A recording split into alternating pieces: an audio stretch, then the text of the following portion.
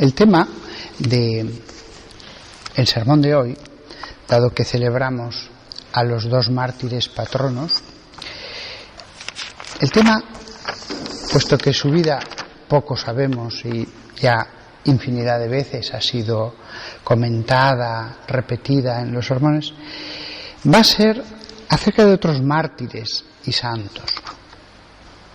Va a ser acerca de una parte del canon 1. El canon 1 o canon romano, el más largo de los 4 principales del misal, es un canon antiquísimo. Realmente no se puede decir exactamente cuándo comenzaron sus orígenes, fue desarrollándose, pero desde luego creo recordar haber leído que para el siglo V en esencia ya existía, como lo conocemos ahora. Hubo todavía algunas añadiduras y cambios, pero esencialmente era el mismo. Y en ese canon, que ha sido repetido durante más de 1000 años, prácticamente 1500 años, hasta nuestros días, porque continúa el canon romano, hay una parte que se dijo en la Edad Antigua, eso no hay ninguna duda, en la Edad Media, en el Renacimiento, en la Edad Moderna y actualmente. Y es cuando el canon dice: reunidos en comunión con toda la Iglesia, veneramos la memoria, ante todo, de la gloriosa siempre Virgen María, Madre de Jesucristo, nuestro Dios y Señor. El nombrar a la Virgen María nos parece natural. Después, Juan 23 añadió la de su esposo San José, que en la antigüedad no se la había puesto. Si se iba a nombrar a varios santos, ¿cómo no nombrar al esposo de María? Aunque la devoción a San José, como algo muy extendido, es ya cerca de la época del Renacimiento, y por eso en la Edad Antigua no estaba. La de su esposo San José, la de los santos apóstoles y mártires, Pedro y Pablo, Andrés, Santiago y Juan, Tomás, Santiago. Menciona a los 12 apóstoles. Y después continúa: Lino, Cleto, Clemente, Sixto, Cornelio, Cipriano, Lorenzo, Crisógono, Juan y Pablo, Cosme y Damián, y la de todos los santos. ¿Por qué en la misa se menciona a estos santos?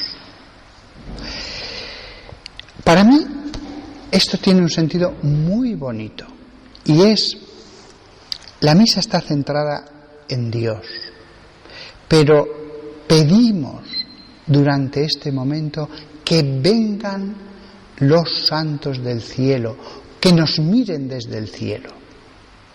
Se les pide la intercesión, se les pide que estén alrededor.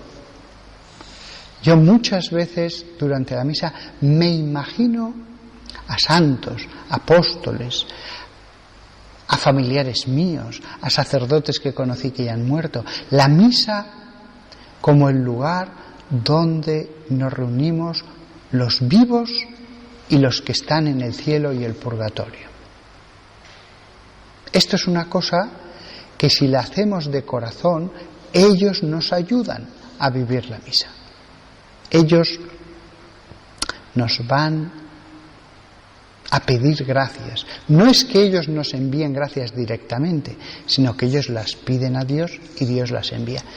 En ese sentido se puede decir que ellos nos dan gracias, pero en realidad su poder es interceder. La acción directa sobre nuestra alma, la gracia, eso es de Dios. Los santos sí que pueden inspirar, recordar, sí que pueden actuar en nuestras potencias intelectuales, porque ellos nos pueden hablar. Pero actuar directamente en el alma, y que de pronto sintamos sin ninguna razón un fervor tremendo que nos lleva a las lágrimas, que no se sabe por qué, pero estamos tan emocionados en la misa que nos dan ganas de llorar, eso solo lo puede hacer Dios. El santo, el ángel, puede recordar, puede ponernos una palabra en nuestra mente, puede insistir en algo. Hay dos momentos en el canon romano en que se hace esto. Uno, el que he leído, que está antes de la consagración, y después hay otro momento, después que nos acordamos de los difuntos, en que se menciona a los apóstoles, a Juan Bautista, Esteban, Matías, etc. O sea, hay dos momentos. Indudablemente, en el origen de la misa debió haber solo uno, pero debieron darse cuenta de que era tan importante llamar alrededor del altar a los espíritus de los que forman la Iglesia, que pusieron dos momentos. Y hay una segunda lista de santos. Interesante también que esta lista viene después que se ha pedido por los difuntos. Hay un momento en que el sacerdote pide por los vivos en el canon romano y dice la rúbrica, ¿se puede hacer una pausa? Y hay otro momento en que se pide por los difuntos y de nuevo puede hacerse otra pausa. Yo recuerdo que estando de capellán en el hospital, estaba escuchando una enferma la misa en la televisión y yo estaba allí escuchándola también y le fui a dar la comunión. Y no me di cuenta de que el sacerdote había llegado al momento en que se pedía por los difuntos. Y me dijo, espere. Y quiso aprovechar muchísimo, dándole mucha importancia. En la misa yo también puedo interceder. Pido la intercesión de los demás sobre mí, pero yo también puedo pedir ante Dios por los que están en el purgatorio. Me he acordado muchas veces la seriedad con que esa mujer no quería dejar pasar ni una sola vez, aunque estuviera enferma, en la cama y viéndola en la televisión, su capacidad de influir sobre los que están purificándose. Yo llevaba ya muchos meses diciendo, tengo un día que fijarme quiénes eran estas personas que se mencionan en la misa. Algunos los conocía, pero otros para mí eran un nombre. Y hoy en el sermón, en lo que me queda de sermón, voy a mencionar algunas notas para que ya siempre que escuchemos estos nombres nos resulten algo más familiares. Los primeros que se mencionan después de la Santísima Virgen María, la primera que tiene que ser mencionada, y de San José, que era como el otro querubín sobre el arca de la alianza. Los primeros que se mencionan, ¿quiénes otros podían ser que los apóstoles? Los apóstoles, las piedras que son el fundamento. Sobre ellos no voy a decir más que unas pequeñas cosas que pueden ser interesantes. Pedro y Andrés son dos hermanos. Santiago, el mayor, y Juan son otros dos hermanos, dice el Evangelio. Y por último, Santiago y Judas Tadeo son hermanos. No me había dado cuenta hasta hace un par de años que de 12, 6 eran hermanos. Y uno de estos, encima, primo de Jesús. Algo nos quiere decir el Señor con esto. Para mí, el mensaje es que 12 personas sueltas durante 3 años Él va a hacer que formen una unidad. Que de 12 individuos van a formar una sola cosa. Como en una construcción, los cimientos, que piedras sueltas pasan a formar algo distinto. Y se dio cuenta de que, además de las predicaciones que él hiciera, era muy bueno que existiera ya una facilidad para formar esa unidad, ese entendimiento. Y qué mejor que el que varios de ellos estuvieran unidos por lazos de sangre. Así ya varios de por sí formaban una unidad. Desde luego no es un hecho casual, algo que podamos pasar por alto, eso. Los primeros que son hermanos son Pedro y Andrés. Andrés es, junto con Pedro, los primeros que consta que les dijo que le siguieran. Hubo otros que le siguieron cuando fue a bautizarse, pero estos son los primeros que les dice: seguidme. De Andrés decir que se dice que predicó en el sur de Rusia y en los Balcanes. Se dice, quién sabe. Yo solo digo la tradición. Santiago el mayor, este era discípulo de Juan Bautista junto con Juan. Y estos pasaron de ser discípulos de él a seguirle después del bautismo y ya se quedaron con él. Venid y veréis. Aquí ya vemos una diferencia respecto al otro par de hermanos. A unos les dice que le sigan. Venid y os haré pescadores de hombres. A otros, sin embargo, Dios les mueve a que le sigan y Él los acepta. Como se ve, la vocación puede ser distinta. Los otros hermanos son Santiago el menor, que este fue el primer obispo de Jerusalén, y Judas Tadeo, del cual se dice que era hermano. Pero claro, de Judas Tadeo también se dice que era hermano de Jesús, luego primo. Luego había ya estos lazos de los que he hablado.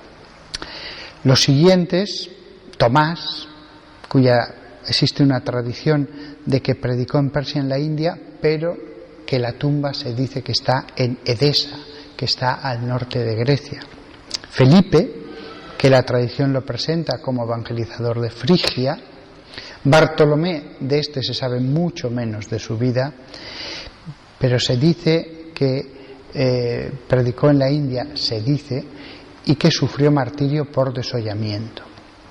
Mateo, el recaudador de impuestos, del que probablemente, tal como dice algún padre de la Iglesia, su evangelio fue escrito primero en arameo.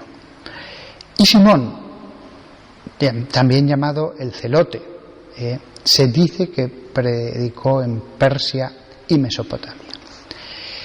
Sin embargo, la lista de los apóstoles comienza con Pedro y Pablo, porque ambos estuvieron juntos en Roma. Siempre hay tantas imágenes, mosaicos, pinturas que los representan abrazándose. Por eso, porque formaron una unidad en la predicación, en la conversión de Roma, en el en el canon que fue compuesto en Roma se dice Pedro y Pablo. Sin embargo, Pablo no fue uno de los 12 apóstoles. Pablo fue apóstol en el sentido de enviado a predicar, pero no fue uno de los 12 apóstoles. Ese fue Matías. Después continúan 3 papas que sucedieron uno después del otro. Lino, el sucesor de Pedro. Cleto o Anacleto, en otras fuentes, fue el sucesor de Lino, y Clemente. Fijaos qué interesante. El canon conecta los apóstoles con su continuación, como diciendo, todo sigue una línea ininterrumpida, una cadena que lleva hasta nuestros días. Después continúa con 2 papas más que no se suceden entre sí, Sixto y después Cornelio. Pero la Iglesia romana no siguió añadiendo papas y más papas y más papas. Primero, el canon tenía que ser la intercesión de los santos. No todos los papas fueron santos. Segundo, poniéndolo de esta manera tan magistral, 3 seguidos, desde Pedro y después otros 2, ya se indicaba la continuidad. No hacía falta mencionar en cada misa una lista que se sabía que iba a ser más larga.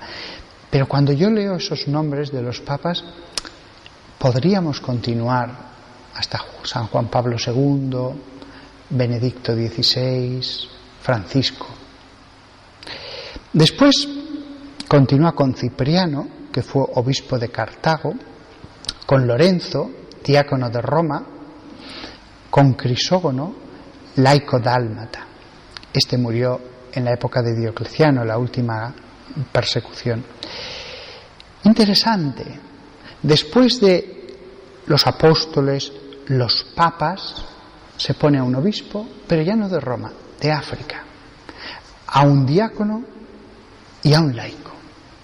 La lista ya engloba en los intercesores a todos. Y ya continúa con otro laico, Juan, un santo que fue muy venerado y que murió en el tiempo de Juliano el Apóstata, Pablo, otro laico, Cosme, un laico sirio y médico, y Damián, otro laico médico. Ya se ve que en la lista hay varios médicos, cosa que agradará mucho a uno de los oyentes de este sermón. La verdad es que es una cosa que para nosotros pueden ser nombres, pero para la Iglesia romana todos conocían la vida de cada uno de estos santos. En la comunidad en la que se rezaba el canon se había dicho, se había explicado, había conocidos y hasta familiares a veces de aquellos santos cuando empezaron a ponerse en el canon. Era algo familiar. La misa pasaba a ser algo que conectaba con los que estaban allí. No eran meramente nombres. Después he dicho que había una segunda lista. Después de la conmemoración de los difuntos, después de la consagración, Juan Bautista, del cual no hay más que explicar, también primo de Jesús y su profeta que le preparó los caminos, Esteban, el primero de los mártires, Matías, que fue ya el que sucedió en el lugar a Judas, el que ocupó ese lugar, pero se pone aquí, no se pone en la anterior lista, como para decir, hubo más sucesores de los apóstoles. Ponemos aquí al que ocupó el lugar de uno de los primeros originales, pero la lista continúa con todos los sucesores de los apóstoles. Se coloca también a Bernabé, cooperador del apóstol Pablo, a Ignacio, obispo de Antioquía, cuyas cartas también conocían muchos cristianos. Era de los pocos textos que tenían en Roma las cartas de Ignacio de Antioquía. Alejandro, probablemente uno de los hijos de Felicidad, que fue una mártir, Marcelino, presbítero de Roma, mártir, Pedro, exorcista de Roma y mártir, y Felicidad y Perpetua, dos santas a las que se les tenía mucha devoción, dos mujeres del norte de África. Perpetua era una dama noble de Cartago, Felicidad era su esclava. Como veis, Cartago tenía mucha importancia en el ámbito de Roma. El canon intenta tomar santos a los que se les tenía mucha devoción en esa comunidad y quería a la gente que fueran mencionados porque les tenían devoción. Por eso abundan tantos de Cartago. Felicidad y Perpetua, conocidísima su historia, fueron arrestadas en el año 202 y también, aunque no se les mencione en el canon, 3 esclavos de Perpetua y el diácono que había convertido a la señora. Águeda, una virgen de Catania en Sicilia, mártir. Lucía, virgen, también mártir. Inés, virgen de Roma, mártir en la última persecución. Cecilia, virgen y mártir. Y por último, y con esto acabamos la lista, Anastasia, una virgen de Iliria, que hoy es Serbia, y que también murió en la última gran persecución que tuvieron los cristianos. Para nosotros, incluso después de este sermón, no será tan fácil tener esa familiaridad de la que he hablado. Pero, incluso aunque recordemos vagamente lo que he dicho, esa parte del canon nos injerta en la historia los que estamos aquí. Sentimos que estamos injertados en el árbol de la Iglesia, en una continuidad. Esta mención de apóstoles, mártires, obispos, laicos, diáconos, presbíteros, quedó petrificada ya de esta manera. En un momento dado se dieron cuenta de que no podían seguir añadiendo más nombres, pero era suficiente. Yo mismo, cuando he rezado muchas veces este canon, me acordaba de los mártires de la ciudad de Alcalá que murieron en la guerra civil por su fe en Cristo. No hace falta añadir más nombres expresamente. Se trata de que sintamos esto que he dicho y que pensemos, es un buen momento cuando uno escucha la misa para interiormente poner santos, familiares, etcétera, que intercedan por nosotros. Pues nada más, que este sermón sirva para ofrecer una nueva luz al canon que rezamos en la misa.